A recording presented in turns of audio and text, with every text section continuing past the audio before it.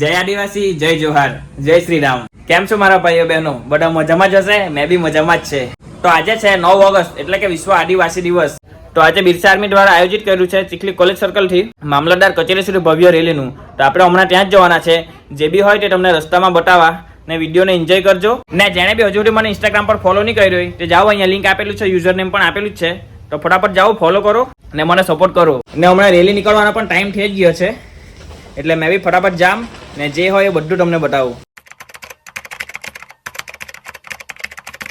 અહીંયા રેડી થાય છે બિરસા આર્મી દ્વારા જે પણ બધું પબ્લિક આવવાનું છે એ પબ્લિક માટે નાસ્તો.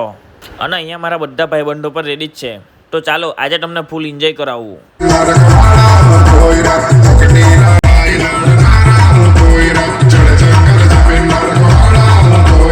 અમે હાલમાં વિશ્રામ ગૃહે ગાડી મૂકી આવ્યા છે પાર્કિંગમાં.